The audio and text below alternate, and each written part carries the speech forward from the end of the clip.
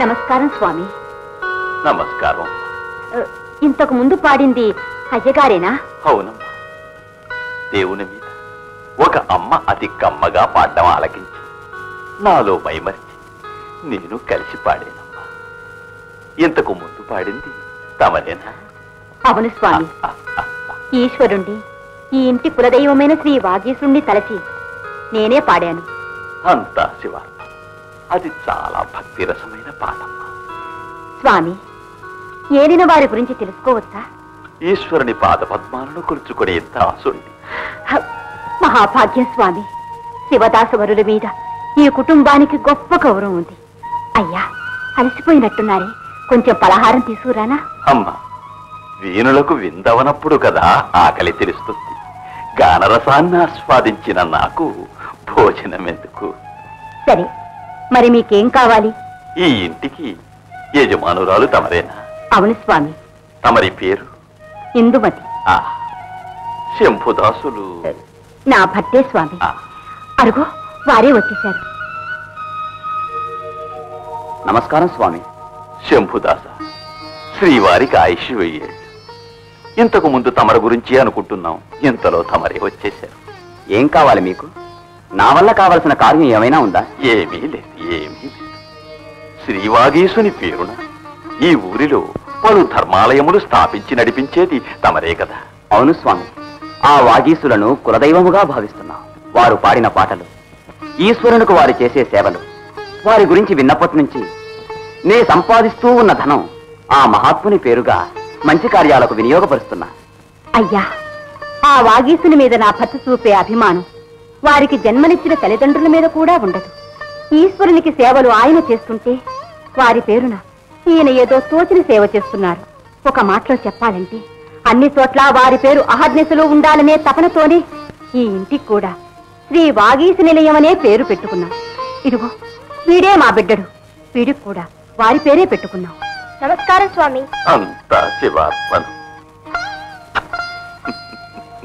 అది సరే, ఆ వాగీశుని ఎక్కడైనా మీరు చూశారా? లేదు స్వామి. ఒక్క క్షణమైనా విశ్రాంతి లేకుండా శివుని సేవిస్తూ ఏడాది పొడుగున పలు ఆలయాలు దర్శిస్తున్న వారిని పూజించే భాగ్యం ఇంతవరకు మాకు లభించలే. ఏదో ఒక రోజున ఆ మహాత్ముని పాదాలు ఈ ఇంటిని పావనం చేస్తే ఆనాటితో మా బ్రతుకులు ఫలించి చరితార్థములవుతాయని భావిస్తున్నాం స్వామి. ఇదెక్కడి పిచ్చితనం స్వామి. ఎందుకలా అంటున్నారు? ఎందుక? దేశంలో ఎవరైనా పేరు తెచ్చుకోవటానికి తన పేరున దానాలు చేయడం ఆచారం. అది విడి ఎవడో పరాయి వ్యక్తి వాడి పేరున ఇన్ని ధర్మాలు చెయ్యడం, అంతటి పేరుకు అర్హత ఉన్నవాడా ఆ వాగీశుడు? మీరెవరో? వయసు ముదిరిన వారిని, అతిథులని ఇంతటిదాకా గౌరవిస్తూ వచ్చాను. ఇంకొక మారు శ్రీ వాగీసుని కించపరుస్తూ మాట్లాడడం కానీ జరిగితే ఇక్కడ ఘడి అయినా ఉండదు. ఇంకా మీరు వెళ్ళొచ్చు.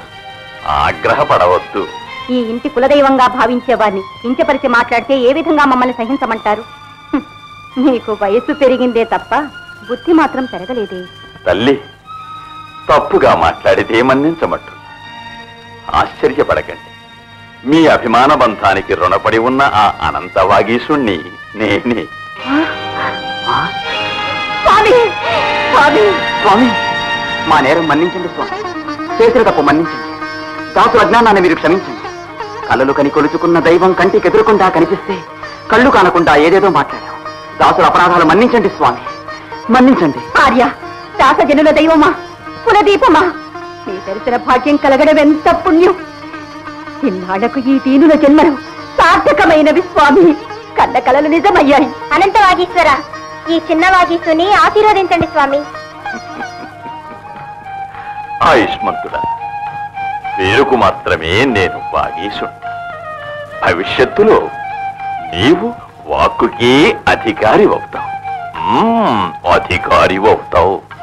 ఆర్య, ఈనాడు మంచి రోజు, శుభదినం. నా కులదైవమే కరుణించి వచ్చిన రోజు. లోకంలో నా వంటి భాగ్యశాలి వేరెవరూ ఉండబోరని పొంగిపోతున్నాను. నేను భాగ్యశాలినేనయ్యా. ఎందుకో చెప్పను, దేవునికి తప్ప వేరెవరికీ గౌరవం ఉండదనుకున్నాను. మరిప్పుడు నాకు ఇంత గొప్ప గౌరవమా? అంతా శివార్పణ.